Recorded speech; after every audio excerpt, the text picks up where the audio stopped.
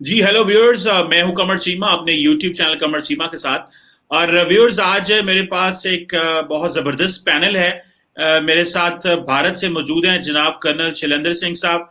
किसी तारफ के मोहताज नहीं, आपको पता है अक्सर हम इनसे रिक्वेस्ट करते रहते हैं और हमारे साथ होते हैं। और पाकिस्तान से, बल्कि पाकिस्तान क्या, सिंगापुर से हमारे साथ मौजूद है अब्दुल बासित साहब, जो कि बेसिकली पाकिस्तान से है लेकिन वहां पे एक थिंक टैंक के साथ अटैच हैं और अफगानिस्तान के एक्सपर्ट हैं। आप दोनों हजरात का बहुत शुक्रिया। Thank you very much. जय हिंद। मेरे तरफ से आपको, मेरे देश को, सभी को कोविड प्रिकॉशन लेने का दरखास्त है। और कमर चीमा के शो के थ्रू मेरे ख्याल लगता है लोग ज्यादा जिम्मेदारी से कोविड को लेंगे और इससे रिलेटेड हर वो चीज करेंगे जो दोनों देशों के लिए अच्छी हो।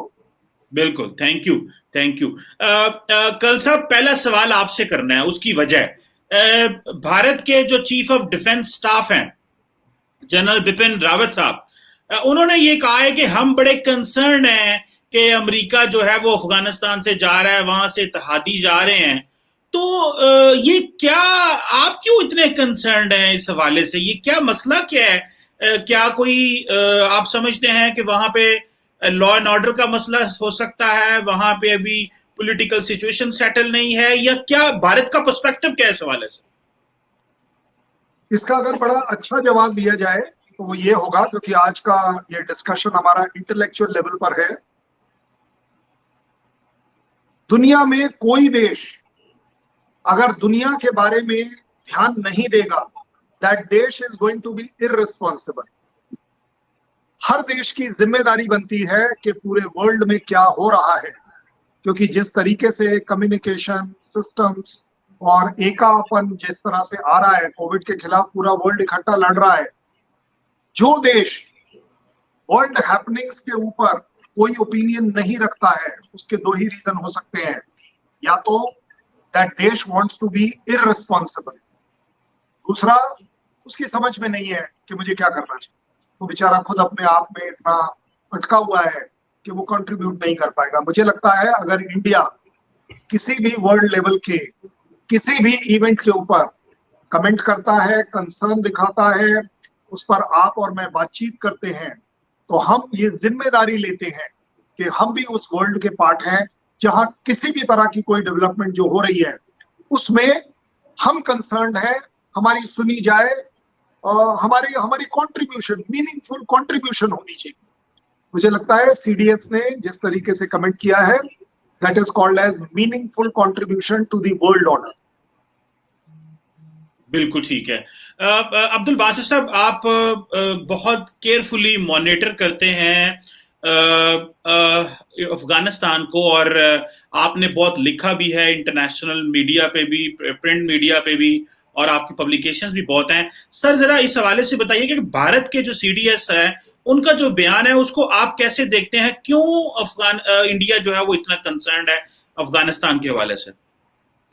देखिए, अफगानिस्तान की आप पोजीशन को देखें तो एक तरफ सेंट्रल एशिया है, दूसरी तरफ साउथ एशिया है, और फिर इसके साथ आप हिस्टोरिकल लेगेसीज जो हैं किसी भी एक मुल्क की, वो इंडिया हो, पाकिस्तान हो, चाइना हो वगैरह, रशिया, सेंट्रल एशियन रिपब्लिक्स, उनकी लेगेसीज को करंट डेवलपमेंट्स के बैकड्रॉप में देख लें तो फिर आपको, और जो रीसेंट ईयर्स के अंदर उनकी अफगानिस्तान के साथ एंगेजमेंट रही है, ये तीन फैक्टर मिला के देखें, यानी लोकेशन, हिस्टोरिकल लेगेसीज और करंट एंगेजमेंट्स, इन्हें मिला के देखें तो आपको उनकी एक जो है वो थ्रेट परसेप्शन बनती हुई नजर आएगी कि उनके कंसर्न्स हैं क्या।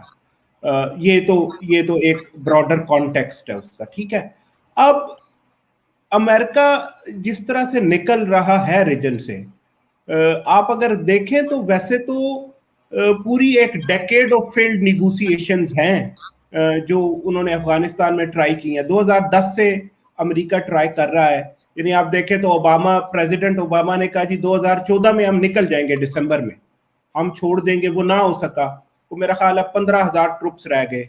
फिर आगे आगे प्रेसिडेंट ट्रंप ने कहा जी, इलेक्शन मैनिफेस्टो था, कि जी हम निकल जाएंगे, हम इस वॉर को will just end the war and get out of Afghanistan. लेकिन उनकी जो Afghan strategy, South Asia policy आई, उसमें पहले उन्होंने बैटलफील्ड डायनामिक्स चेंज करने की कोशिश की, और फिर 2018 से ज़ल्मे खलीलजाद के थ्रू पीस निगोसिएशन शुरू की, और एक मुआहिदा कोई फरवरी 2020 का तालिबान अमेरिका के अंदर हो भी गया। और फिर आए हैं जी प्रेसिडेंट बाइडेन। अब प्रेसिडेंट बाइडेन के ऑप्शंस बहुत ही बैड टू वर्ड्स थे, यानी बहुत ही रिस्की और बहुत ही डिफिकल्ट ऑप्शंस थे। वो अगर अमेरिका को अफगानिस्तान में रखते, जो उनकी स्पीच भी हुई है, तो उन्होंने कहा कि हम ये एक होप होती कि जी हम वो ग्राउंड कंडीशंस बना लेंगे, लेकिन 20 साल में तो बनी नहीं। तो basically America is cutting it's losses, ये वो। अब जो आपका सवाल है, मैं ये एक बैकड्रॉप दे रहा था सिर्फ मोटा मोटा। अब जो आपका सवाल है विज़ावी इंडियन कंसर्न्स, तो वो जो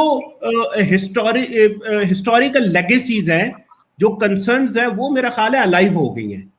और सिर्फ इंडिया की नहीं है, मेरा ख्याल है पाकिस्तान की भी अपनी होगी, कि अब अगर वहां एक रिवाइवल ऑफ मिलिटेंसी होता है जी, क्योंकि अगर आप अमेरिका की जो इंटेलिजेंस रिपोर्ट्स आ रही हैं, जो वो फीड कर रहे हैं अलोंग विद दिस प्लान जो उन्होंने अनाउंस किया है, तो उसके अंदर वो क्वाइट ओपनली वो कह रहे हैं कि तालिबान टेक ओवर जो है वो उस तरह का तो नहीं, लेकिन उनकी एक असेंडेंस अफगानिस्तान में इज क्वाइट ऑब्वियस। तो अब अगर तालिबान की असेंडेंस होती है जी, तो फिर तो कंसर्न तो सबके लिए है कि फिर अफगानिस्तान में होगा क्या। एक दो सवाल बड़े बड़े हैं, मसलन क्या दोबारा revival of militancy in Afghanistan होगा, यानी will Afghanistan once again become a hub of transnational militancy. देखिए, यहाँ अफगानिस्तान एक हब रहा ऑफ ग्लोबल जिहादिज्म 90 से लेके अंटिल के जब इराक में इस्लामिक स्टेट का राइज हो गया। तो 2013-14 में जो इसको हम so called AP centre of global terrorism कहें या जिहादिज्म कहें, वो अफगानिस्तान से निकल के मिडल ईस्ट में चला गया, इराक और सीरिया के अंदर, क्योंकि इस्लामिक स्टेट जो थी, जो ऑफ शूट एक अलकायदा की, उसने इक्लिप्स कर दिया अलकायदा को, और वो वहां पे पूरा एक्शन वहां पे चला गया। सारे मुल्कों के जिहादिस्ट वहां जाना शुरू हुए, पहले अफगानिस्तान में आते थे। अब आईएसएस जो है वो इराक और सीरिया के अंदर और टेरिटोरियली डिफीट और मिलिटरीली डिफीट हो चुकी है। ठीक है जी। तो अब जब अमेरिका यहां से निकलता है, तो क्या वो जो लोग पहले मिडिल ईस्ट जाना शुरू हो गए थे जिहादीज, क्या वो वापस अफगानिस्तान में आएंगे? अगर तो वो आते हैं तो फिर तो बहुत बड़ा मसला है जी। तो कैसे रीजनल मुल्क जो है इंडिया पाकिस्तान समेत इसको एड्रेस करना चाहेंगे क्वेश्चन को। जो दूसरा इंडिया की कंसर्न है, मेरा ख्याल है वो कश्मीर फोकस्ड मिलिटेंट ग्रुप्स को लेके है।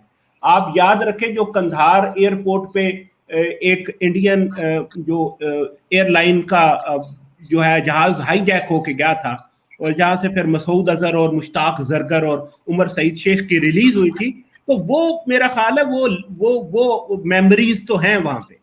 तो क्या इंडिया तालिबान को अब ट्रस्ट कर सकता है? Big question mark. ये इंडियन स्ट्रेटेजिक कम्युनिटी और उनके जो फॉरेन पॉलिसी की कम्युनिटी है, जो उनके लिए डिसाइड करना है कि वेदर दे कैन और they can not.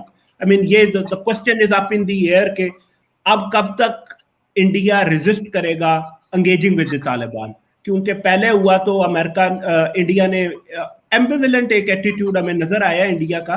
May be कोई बैक चैनल ओपन हो, आई डू नॉट नो, लेकिन ओपनली वो नहीं करते। तो मे बी एंगेज करें तो शायद वो अपने सिक्योरिटी कंसर्न्स को बेहतर एड्रेस कर सके। लेकिन इस वक्त मुझे लगता है कि तालिबान जैसे जैसे असेंडेंस पे आएंगे वो इंडिपेंडेंट भी होते जाएंगे। पाकिस्तान पे उनकी डिपेंडेंस कम हो जाएगी। तो पाकिस्तान खुद कंसर्न है कि जो पाकिस्तानी ग्रुप है, आप देखें, लगातार देखें, अफगान तालिबान ने टीटीपी के अगेंस्ट कभी एक्शन नहीं लिया, नॉट अ सिंगल ओकेशन। मुझे नहीं याद पड़ता, मैं मॉनिटर करता हूं, कि कभी अफगान तालिबान ने पाकिस्तानी तालिबान पे कोई एक्शन लिया। एक ग्रुप जिसको उन्होंने बाकायदा तौर पे पीटा है वो है दाइश अफगानिस्तान। उसके अगेंस्ट वो जाते हैं क्योंकि वो उनकी टर्फ की मोनोपोली को चैलेंज करता है। उसके अलावा किसी मिलिटेंट ग्रुप को अफगान तालिबान ने उस तरीके से चैलेंज नहीं किया ऑन अफगान सॉइल। तो पाकिस्तानियों के अपने कंसर्न्स जो हैं वो रेज हो जाएंगे, क्योंकि ये जो एक विक्ट्री का नैरेटिव बनेगा, ये रीजनल, दोनों रीजन, सेंट्रल एशिया और साउथ एशिया में एक जिहादिज्म को बूस्ट देगा, एक न्यू लीज ऑफ लाइफ और एक नया इंजेक्शन लगाएगा। तो अगर तो ये होता है तो फिर ऑब्वियसली कंसर्न, तो मेरा ख्याल है वो ब्रॉडर कॉन्टेक्स्ट के अंदर इंडिया के जो सीडीएस है उनकी स्टेटमेंट को हमें सिचुएट करना चाहिए। या बिल्कुल ठीक है। अच्छा कल से मैं आपसे पूछता हूँ कि दो पर्सपेक्टिव हैं। एक पर्सपेक्टिव तो ये आता है कि जी इंडिया ने अफगानिस्तान में 2-3 अरब डॉलर लगाए, इंफ्रास्ट्रक्चर डेवलप किया, बड़ा कुछ काम किया, जो आप क्रेडिट लेना चाहते हैं। लेकिन दूसरा जो इंडिया के ऊपर क्वेश्चन मार्क लगता है वो सिर्फ पाकिस्तान नहीं लगाता और ममालिक भी लगाते हैं, वो ये है कि आप वहां पे बैठ के चीजों को डिस्टेबलाइज कर रहे हैं और इवन के जो इंट्रा अफगान डायलॉग है उसको भी जिसके नाकाम होने की वजह जो है उसमें जो बहुत सारा हिस्सा जो है भारत का है, क्योंकि वो स्टेक होल्डर्स को पर्टिकुलरली अफगान गवर्नमेंट के ऊपर जो आपका इन्फ्लुएंस है वो बहुत ज्यादा है। तो आप क्या समझते हैं कि आप you are a force for good, for obviously for the stability, लेकिन एट द सेम टाइम आप दूसरी तरफ जो मामलात जो खराब हो रहे हैं उसमें भी आपका किरदार है और ये कहा जाता है। और दूसरा ये कि तालिबान के बारे में मुझे याद है कि जो यूएस के स्पेशल एडवाइजर हैं ज़ल्मे खलीलजाद, उन्होंने कहा था कि इंडिया को तालिबान से बात करनी चाहिए, लेकिन ये बात हुई नहीं। How do you see this all situation कल साहब? Okay, very good, excellent. एक एक करके हम सारे पॉइंट्स कवर करेंगे। बासित साहब ने बड़ा अच्छा कहा कि यूएस विड्रॉल, मैं आपको वैसे बता दूं, आप इवेलुएट कर लीजिए, this is the new world order कि कोई भी कंट्री दूसरी कंट्री के अंदर आकर बैठकर उसके ऊपर राज कर कर उसके लोकल प्रॉब्लम्स को खत्म कर देगा। इम्पॉसिबल। ये जो एक्सक्यूज है, और स्पेशली अफगानिस्तान में पहले रशिया का भी प्रूव हो गया और अब यूएस का भी प्रूव। दैट मीन्स कि अब इंक्रीजिंगली कंट्रीज रियलाइज कर रही हैं कि जब कोई इस तरह की सो कॉल्ड सुपर पावर, मैं आजकल सो कॉल्ड इसलिए बोलता हूं because everybody is a super power now. China is also a super power, Pakistan is also a super power, everybody is a super power, क्योंकि वो तो अपने अपनी सोच वाली बात है। अगर मैं सोचता हूँ इंडिया सुपर पावर है तो India super power. So lesson learn is कि अब नया वर्ल्ड ऑर्डर बता रहा है कि आप ऑक्यूपेशनल फोर्स बनकर किसी की लोकल प्रॉब्लम्स को ना तो खत्म कर पाएंगे, और बड़ी बात, ना आपको खत्म करने की इंटेंशन है। You have not occupied anybody's land कि मैं आया था तुम्हारे यहाँ टेररिज्म खत्म करने और मेरे से खत्म नहीं हो पा रही इसलिए मैं जा रहा हूँ। That is not the way. Next is, आपने वो जो कंसर्न की बात करी, मुझे लगता है बासित साहब को आप ध्यान से सुने। दुनिया, और दुनिया में पाकिस्तान इंक्लूडेड है, पाकिस्तान भी उतना ही कंसर्न होना चाहिए, कंसर्न होगा, जिम्मेदार होगा। किसी भी तरह का कोई भी टेररिज्म कहीं से अगर एमिनेट हो रहा है, स्प्रेड हो रहा है, सोच लीजिए हम और हमारी कंट्री में वो आ सकता है, आकर ही रहेगा। तालिबान टेररिज्म अपने आप में प्रूव कर गया कि उसने वर्ल्ड में जिस तरीके से अपने विंग्स फैलाए, उससे इंडिया जैसे लोग, इंडिया जैसी कंट्री उतनी ही परेशान हुई जितना मुझे लगता है शायद पाकिस्तान भी हुआ है। Pakistan also is as terror affected as any other country. वो ठीक है, ब्लेम गेम चलता रहेगा कि कौन किसको क्या बोलेगा, बट जो कंसर्न है वो मैंने पहले भी कहा, हर जिम्मेदार स्टेट और स्पेशली इंडिया, क्योंकि हम उस टेररिज्म को बहुत रहे हैं, हम उस मिलिटेंसी को देख रहे हैं, उसमें हम किसको ब्लेम करें किसको नहीं करें वो एक अलग डिबेट है, लेकिन it's a proven fact, even Pakistan accepts it कि यस इंडिया में मिलिटेंसी है, टेररिज्म है। वो कहां से इमिनेट हो रहा है उस पर हमारे डिस्प्यूट हो सकते हैं। एक आपने जो बड़ी अच्छी बात कही कि कंधार जैसी जो चीज हुई, कंधार ने इंडिया को क्या सिखाया? कंधार ने इंडिया को सिखाया कि इंटरनेशनल अलर्टनेस, इंटरनेशनल डिप्लोमेसी खुली रखिए, लोगों के साथ एंगेज होइए।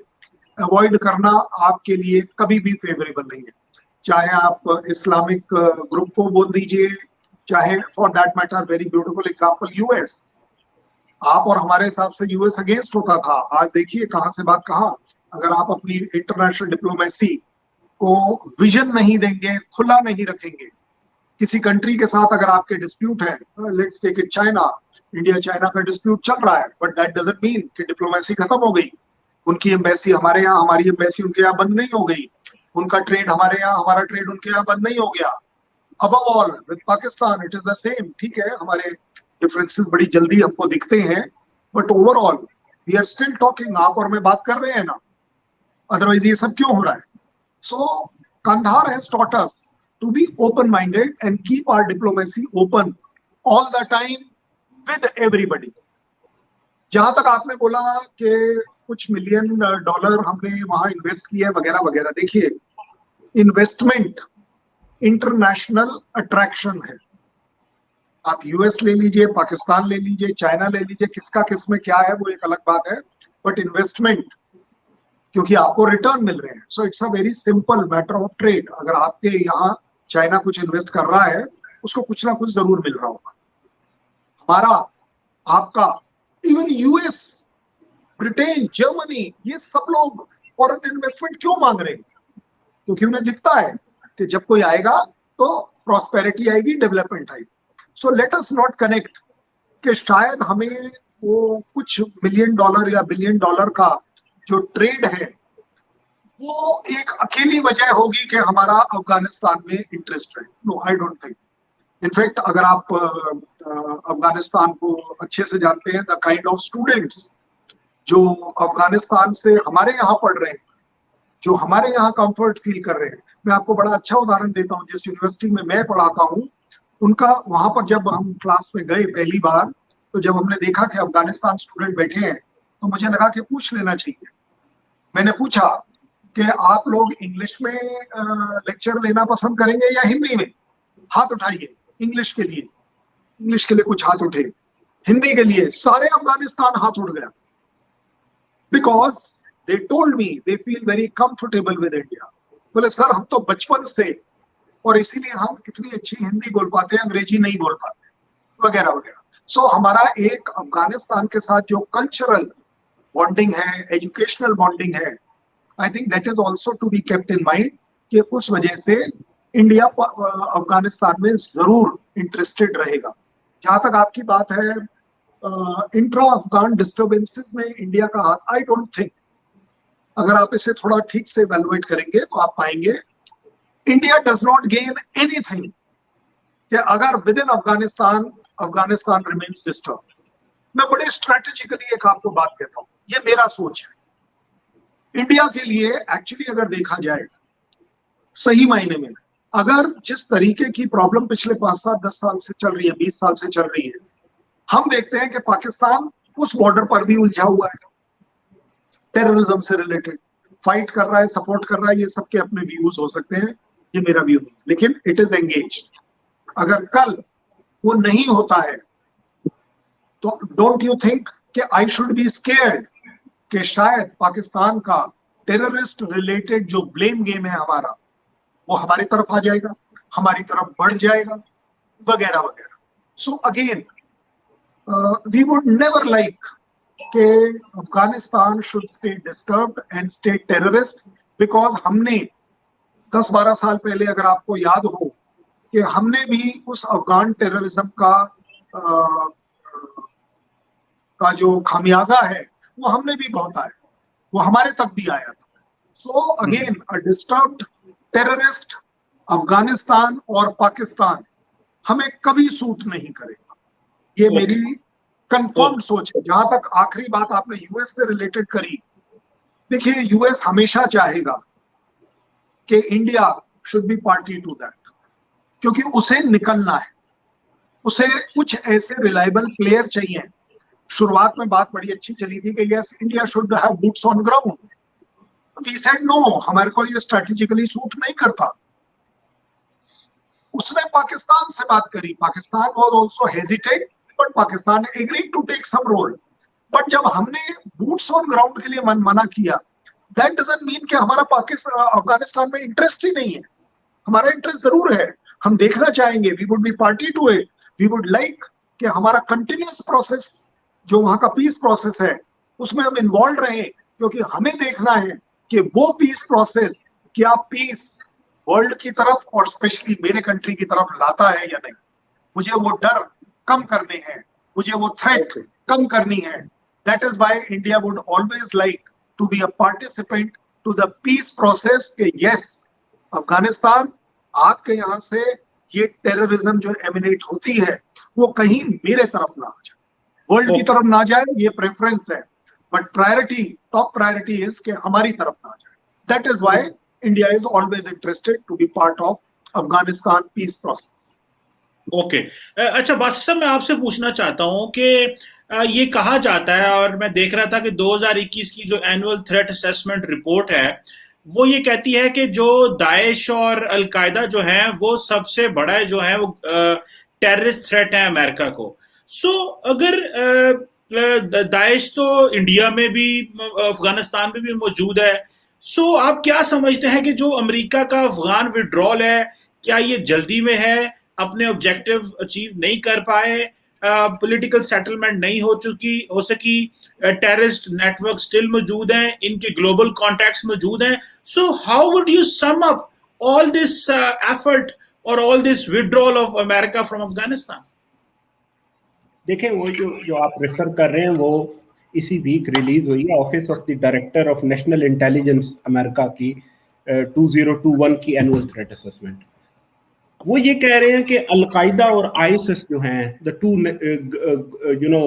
Transnational global jihadist groups, they have been degraded but not defeated, different parts of the world and including Afghanistan. So they are not defeated, they are degraded. That means that they can reconstitute their organizational infrastructure in Afghanistan, right? तो and जो president Biden की speech थी उसमें ISIS या Daesh Afghanistan का जिक्र ही नहीं है. तो and that's a major omission there, because Al Qaeda इस वक्त कमजोर है. एक ग्रुप जो शायद केपेबल हो जाए of really threatening US homeland security, वो दाइश हो सकता है. फिर जैसे आपने कहा कि दाइश के जो टेंटिकल्स हैं वो पाकिस्तान में, वो इंडिया के अंदर, बांग्लादेश के अंदर, and we have seen a couple of incidents in Maldives as well मौजूद है. इसका ये मतलब नहीं है कि ये जो उसके टेंटिकल्स हैं ये एक दूसरे से कनेक्टेड है, नॉट रियली, लोकल है, बहुत ही छोटे मोटे सेल हैं. बट जो साउथ ऑफ इंडिया है, केरला की स्टेट हो, यहाँ से कुछ लोग गए थे, वो ended up in Nangarhar, eastern Afghanistan. Pakistan से ऑफ कोर्स यहाँ से जाते रहे हैं, जो जहाँ पे ट्रेनिंग करते रहे हैं. प्राइमरीली 80% ऑफ जो दाइश अफगानिस्तान है वो फॉर्मर टीटीपी के एलिमेंट्स हैं. तो उस हद तक तो कोई लिंक्स है, तो वो आपको एक बनता हुआ नजर आता है. सो ये एड्रेस जो है वो कंसर्न जो है ये एड्रेस नहीं है, और अमेरिका लेकिन यहाँ से अब जा रहा है. तो अब ये एंजाइटी रीजन के अंदर बढ़ेगी. जो चाइना के फियर थे कि जी जो यूगर्स हैं वो काफी सारे सीरिया चले गए, around I think if I am correct about 7,000 to 8,000 यूगर्स इस वक्त सीरिया में मौजूद है, इदलिब प्रोविंस के अंदर. तो अगर वो वापस आना शुरू कर देते हैं टुवर्ड्स अफगानिस्तान, और वो अलकायदा से जो है उनका लिंक है, वो अगर वापस आना शुरू कर देते हैं, उनमें से 1,000 से 1,500 भी वापस आ जाते हैं, 500 भी वापस आ जाते हैं, तो चाइना के लिए कंसर्न बढ़ जाएगा.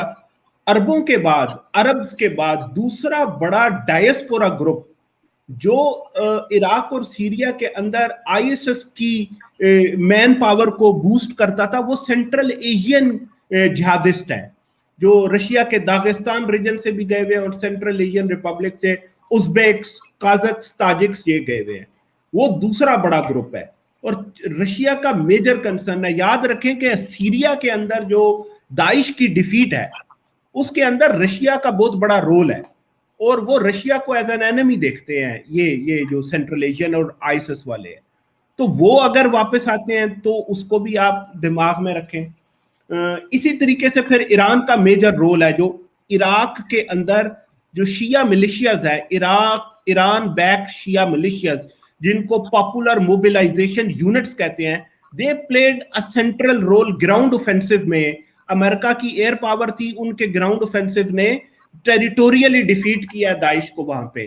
तो उनसे भी एक रिवेंज का फैक्टर चल रहा है. तो अगर ये एलिमेंट अब इस तरफ, क्योंकि देखें जब यहाँ पे वॉर ने जोर पकड़ा और डायनामिक्स चेंज हुई और वहां पे एक सो कॉल्ड खिलाफत खड़ी हो गई, तो ये एलिमेंट जो फॉरेन एलिमेंट था जो रह गया था रेजिडुअल, वो अफगानिस्तान को छोड़ के उसने मिडल ईस्ट की तरफ निकलना शुरू कर दिया।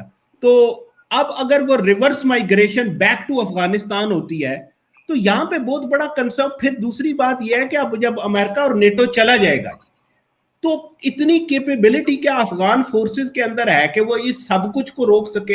एक तो उनकी तालिबान से लड़ाई जो चल रही है वो अपनी जगह चल रही है, ऑन टॉप ऑफ दैट ये जिहादीज अगर इन्फिल्ट्रेट करना शुरू कर देते हैं नो गो एरियाज में, पूरली गवर्नड एरियाज में, पेरिफेरल जो एक वो बनेगी उनकी सेंचुरीज, वो कोई सेफ हेवंस बनाते हैं, तो क्या वो उन्हें रोक पाएंगे? अगर नहीं रोक पाएंगे तो क्या फिर कोई रीजनल कंट्रीज कोई ऐसा फोर्स? आई थिंक ये बहुत ऐसे सवाल है जिसका अब हमें जवाब देखना पड़ेगा। और मेरा ख्याल है एससीओ का एक फ्रेमवर्क मौजूद है, सार्क को रिवाइव किया जा सकता है, इन चीजों को देखना पड़ेगा क्योंकि टू मेक श्योर कि अफगानिस्तान का जो प्रॉब्लम है वो ऑलरेडी काफी गंभीर है जी, क्वाइट कॉम्प्लेक्स, राइट?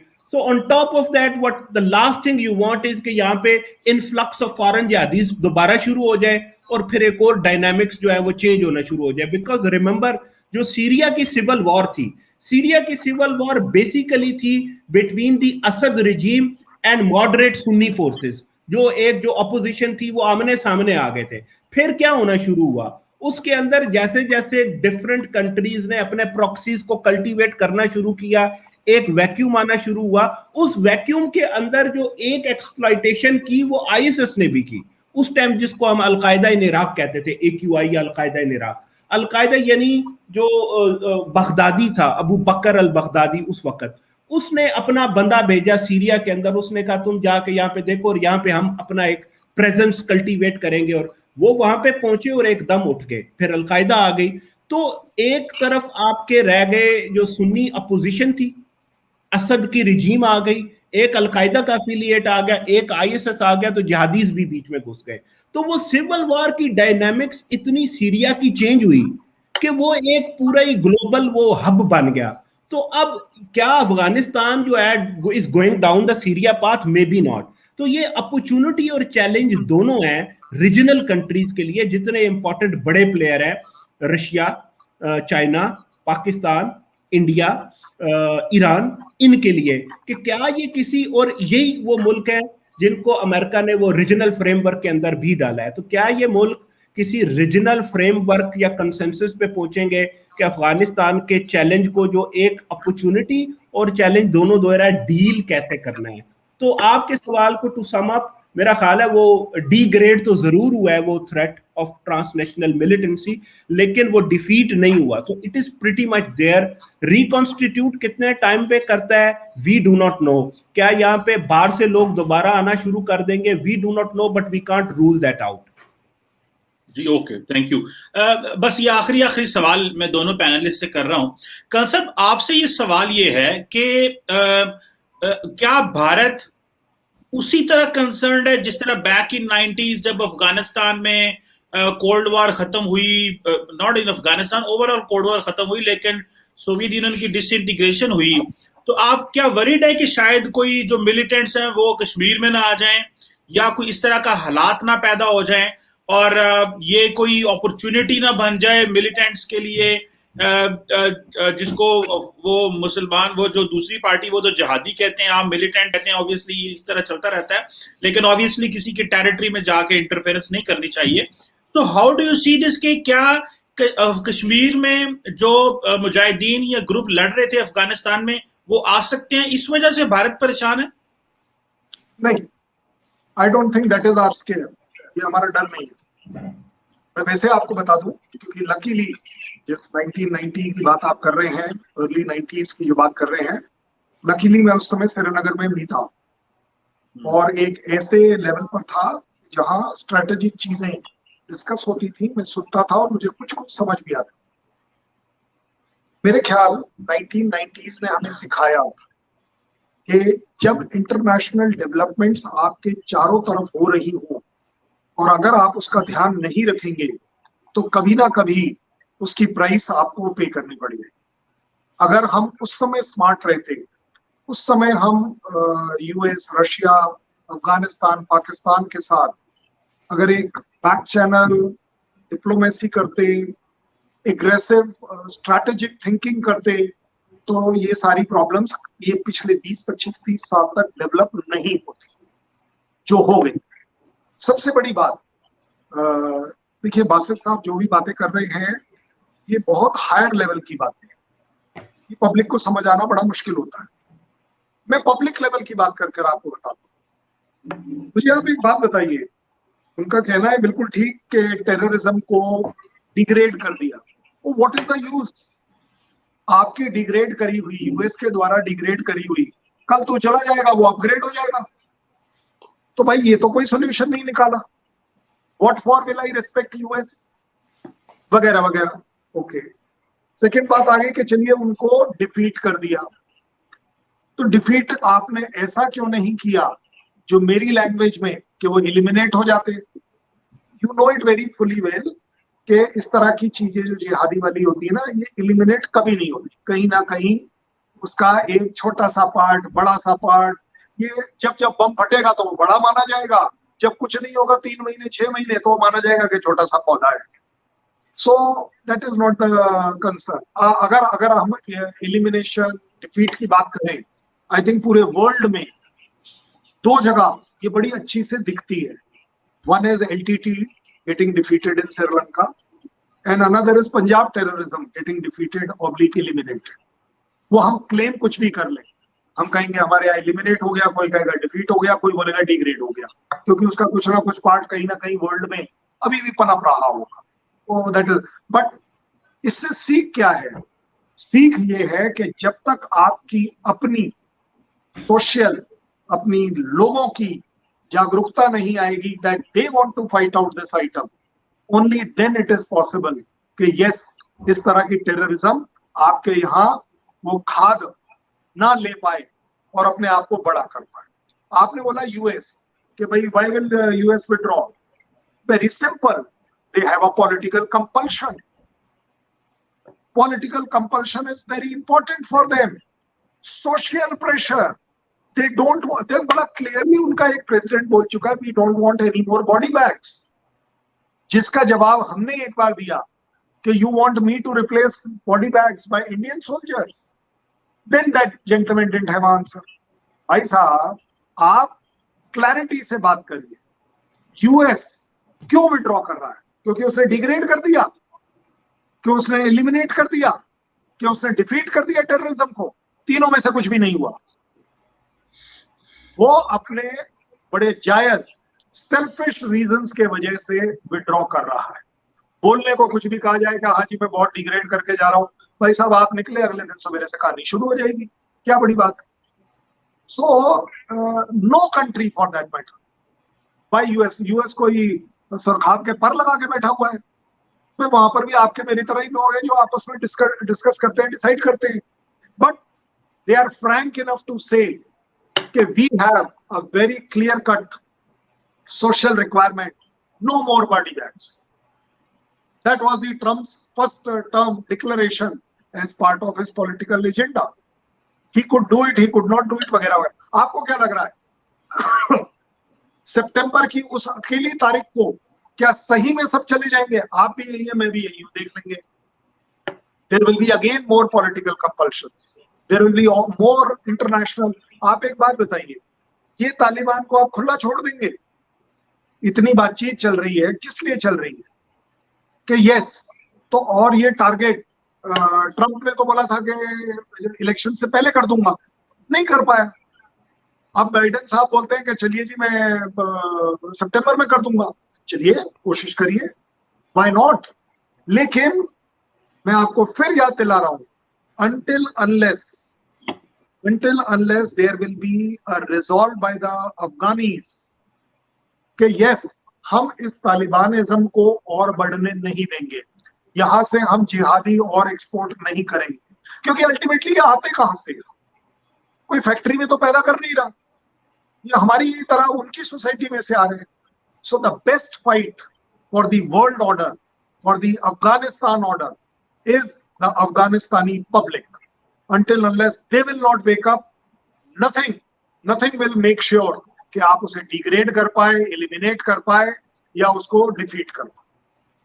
बिल्कुल ठीक है। अब्बासी साहब, आपसे मैं आखिरी सवाल करना चाहता हूं सर, और वो ये है कि अमेरिका चाहता है कि पाकिस्तान डू मोर करे। ये क्या डू मोर है? और ये रिसेंटली जो बाइडेन साहब की एडमिनिस्ट्रेशन है, उन्होंने फिर यही कहा पाकिस्तान को, पर्टिकुलरली पाकिस्तान जो है ना वो, सो ये जो डू मोर की रेट है, पाकिस्तान तो इसको पसंद नहीं करता। ये क्यों कहते हैं डू मोर हमें, और अब क्या रह गया है जो अभी इनके लिए हमें करना चाहिए? देखिए, कर्नल साहब ने जो बातें की हैं उनमें बहुत मेरिट है। मतलब कि टेररिज्म तो डिफीट नहीं हुई है, that's a very fair point. उनकी फटीग, अमेरिका की फटीग आ गई है, war fatigue is quite obvious. वो अब उनकी political capital and will to continue the war वो नहीं है, ना उनकी इकोनॉमी में अब वो वाली जान है कि they can sustain the war, so they are cutting their losses. In other words, जितना मर्जी बुरा लगे, तो जो उन्होंने अपना एक स्ट्रेटेजिक नैरेटिव स्पिन किया है कि विड्रॉल की date is coinciding with I think the 20th anniversary of 9/11 के जी, और उन्होंने बताया कि जी हमने बिन लादेन को मार दिया, अलकायदा को हमने कमजोर कर दिया, अब अमेरिका में 2001 के बाद एक कोई और 9/11 नहीं हुआ, तो दैट्स इट, ये हमारा मोटा मोटा ऑब्जेक्टिव था, अब हम जा रहे हैं, which is very narrow framing of the exit from Afghanistan. Major issue जो एलिफेंट इन द रूम है उसको बाइडेन की स्पीच टोटली इग्नोर ही कर देती है इन अ वे। सो ये तो एक बात हो गई। अब देखें, जहां तक अफगानिस्तान की बात है, उसको या तो हम उसको विक्ट्री डिफीट के नैरो लेंस में देख लें, नैरो जियोपॉलिटिकल लेंस में देख लें, या हम इसे देख लें व्हाट नेक्स्ट, और फिर उसके हिसाब से पोस्चरिंग करें, उसके हिसाब से अपनी जो प्रोग्नोसिस है उसको शेप करें, और उसी के हिसाब से जो है वो रीजनल फ्रेमवर्क्स के अंदर एक डिस्कशन जो है उसको शुरू होना चाहिए। तो जो सबसे बड़ी बात होगी वो तो ये है कि जो अमेरिकन वैक्यूम है उसने फिल कैसे होना है, क्योंकि वो एक अब मैं जो इन ऑल ऑनेस्टी है वो ये एक रिस्पॉन्सिबल विड्रॉल तो मैं इसे नहीं देखता।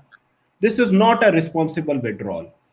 अमेरिकन पॉइंट ऑफ व्यू से बिल्कुल इट मेक सेंस कि जी अगर कोई अमेरिकन ये कहे, अगर यहाँ पे तो है कोई नहीं हो, तो वो ये कहता कि जी मैं अगर 2 साल और ठहर जाऊं तो उससे क्या फर्क पड़ जाएगा। That is a very fair point, क्या फर्क पड़ेगा जी। लेकिन बात यह है कि ये अब अगर क्रूड टर्म्स में बात की जाए तो ये गंद डाला हुआ तो अमेरिका कहने जी, तो उसकी जो एक रिस्पॉन्सिबिलिटी है वो एक स्क्वायरली फॉल्स ऑन अमेरिका। अच्छा, अब अगर अमेरिका इसको फिक्स नहीं कर सका तो फिर वो क्या करेगा? वो जो आप जिसको डू मोर कह रहे हैं वो स्केप गोटिंग कर रहा है पाकिस्तान की। अच्छा, अब Pakistani is always feared this कि जी हमें वो एक स्केप गोट करके और अपनी रिस्पॉन्सिबिलिटी से को एब्सॉल्व करके अमेरिका यहां से निकल जाएगा, and we will be left with to deal with the mess, with the Afghan mess. अब मेरा ख्याल है वो nightmare in a way is perhaps coming true. I mean Pakistan ने तालिबान को बैक किया, उनको वहां पे एक सपोर्ट जिस तरह की भी थी वो दी, और Pakistan is wanted to Americans to leave Afghanistan. तो वो कहते हैं कि you know be careful of what you wish for, it may come true. अब वो तो हो गया है, अमेरिका तो अब जा रहा है, और अमेरिका जो है वो डिफीट होके जा रहा है। तो विक्ट्री तो अगर फ्रेम करें तो आ गई है, लेकिन एट व्हाट कॉस्ट, ये अब देखना। इसका ब्लो बैक जो है उसको Pakistani always promise the Taliban कि जी हम डिलीवर करेंगे। वो निगोशिएशन टेबल पे तो डिलीवर हो गए, लेकिन बात उन्होंने नहीं सुनी, बात उन्होंने वही की जो तालिबान के मफाद में। तो अब अगर आप यहां से आगे चीजों को देखें तो तालिबान कॉन्टिन्यूसली पाकिस्तान के कंट्रोल से निकलता जाएगा जी। जब जब उनका जो टेरिटरी है अफगानिस्तान में वो बड़ी, उनकी डिपेंडेंस पाकिस्तान पे कम हो गई। कतर ऑफिस की वजह से उन्होंने और रीजनल कंट्रीज से अपने टाइज को डाइवर्सिफाई किया, पाकिस्तान पे उनकी डिपेंडेंस कम हो गई। अब ये जो विक्ट्री आएगी अमेरिकन विड्रॉल से, तो वो डिपेंडेंस ऑलमोस्ट जो है वो मिनिमम से 0 हो जानी। तो फिर तो पाकिस्तान की बात तो उन्होंने सुननी नहीं है, फिर पाकिस्तान उनके लिए वैसा ही हो जाएगा जैसे बाकी रीजनल कंट्रीज है, जैसे ईरान है, चाइना है, रशिया है, और उसी तरीके से पाकिस्तान होगा। फिर वो करेंगे जो उन्हें सूट करेगा। अब पाकिस्तानी कहते हैं कि तालिबान अफगानिस्तान के पॉलिटिकल स्ट्रक्चर में तो आए, लेकिन वो ऐसा नहीं हो कि जैसा 1990s में एक फुल स्केल पावर का रिटर्न था, वो नहीं चाहते। वो चाहते हैं कि एक उनकी इनकॉर्पोरेशन हो लेकिन एक फुल टेक ओवर ना हो। अच्छा, अब ये एक विश है, इसका क्या कर सकते हैं? तालिबान जो है, जो फार्मूला बनाने की कोशिश की गई कि जी वो डेमोक्रेटिक ऑर्डर, वो डेमोक्रेटिक ऑर्डर को मानते ही नहीं है, उसमें फिट कैसे होंगे? और जूनियर पार्टनर के तौर पे अशरफ गनी उन्हें लेने पे तैयार है, वो उस पर नहीं तैयार। वो कहते हैं एक इस्लामिक सिस्टम हो, उस पर अशरफ गनी नहीं तैयार। तो ये तो सर साहब एक deadlock, you know, it is right now it is stalemated. अब वो जो स्टेलमेट है या जो डेडलॉक है अफगान कॉन्फ्लिक्ट का, अमेरिका के निकलने से उसकी डायनामिक चेंज होंगी in favour of one party which seems to be the Taliban for now. लेकिन अगर उनकी असेंडेंस होती है तो फिर एंजाइटी भी उसी तरीके से रीजन में बढ़ना शुरू होगी। सो आई थिंक वो जब असेंडेंस होगी और सिविल वॉर बढ़ेगी तो उसका किसी ना किसी पे तो blame has to rest on somebody. तो जो अमेरिका ने जो है वो ब्लेम जो है उसको प्लेस कर दिया on Pakistan door step major, और बाकी छोटा छोटा उन्होंने बाकी रीजनल कंट्रीज, थोड़ा चाइना, थोड़ा रशिया, थोड़ा ईरान को भी कर दिया मेजर, उन्होंने ये कर दिया। तो आई थिंक ये एक मतलब I am reluctant to call it कि हिस्ट्री इज रिपीटिंग इटसेल्फ, लेकिन वही 1980s की पाकिस्तान अमेरिका रिलेशन की बिटर मेमोरीज आ रही हैं कि आपको ब्लेम किया। आप देख ले जो वो समिट था क्लाइमेट का, उस पर आपको स्नब किया। फिर जो जॉन कैरी का विजिट था, वो दुबई गए, दिल्ली गए, ढाका गए, I think Pakistan, and then you know जो इनके नए सेक्रेटरी ऑफ डिफेंस है, I think he was in Kabul, वो काबुल चले गए, वहां से इस्लामाबाद उन्होंने कॉल कर दी, इस्लामाबाद वो नहीं आए। इट क्लियरली टेल्स यू कि अमेरिका का माइंडसेट पाकिस्तान को लेके हो क्या गया। सो ब्लेम गेम आएगी जी, स्केप कोट करेंगे पाकिस्तान को, बट आई थिंक हमें उससे आगे चलना होगा और अब व्हाट नेक्स्ट की तरफ देखना होगा। उसके लिए सारे regional countries including India engage करना चाहिए, कॉमन थ्रेट्स के ऊपर कोई कंसेंसस बनना चाहिए कि इनको कैसे एड्रेस करना है, ताकि यहाँ से militancy at least bare minimum to make sure कि बाहर से जो दुनिया के जिहादी थे, वो मिडल ईस्टर्न हो, अफ्रीकन हो, कोई और हो, या हमारे रीजन के अंदर भी हो, कोई भी हो, वो दोबारा अफगानिस्तान में उन्हें इकट्ठे होने से रोकना चाहिए। मेरा ख्याल है इस पे कंसेंसस हो सकता है। इसी तरह जो दो आखिरी पॉइंट मैं वाइंड अप कर रहा हूं फिर, तो जो दो बड़े ट्रांसनेशनल मिलिटेंट ग्रुप्स हैं, एक अलकायदा दूसरा आईएसएस, इनकी ऑफ शूट्स को यहाँ पे इनकी प्रेजेंस को मिनिमाइज करना और उनके वैक्यूम को चोक करना, मेरा ख्याल है अगर इन एजेंडाज, इन दो एजेंडाज के ऊपर भी एक बात हो, नॉन इंटरफेरेंस इन अफगानिस्तान, तो कोई रीजनल कंसेंसस का फ्रेमवर्क मेरा ख्याल है बन सकता है। तो अब हमें अमेरिका ने क्या कहा, अमेरिका हारा या जीता, इससे आगे निकल जाना चाहिए, क्योंकि जैसे कर्नल साहब कह रहे हैं दुनिया बड़ी तब्दील हो रही है, एक जगह पे जो डेवलपमेंट होती है वो सबको बड़ी तरीके से इंपैक्ट करती है। किसे पता था कि एक वायरस जो वुहान चाइना में निकलेगा पूरी दुनिया को लपेट में ले लेगा।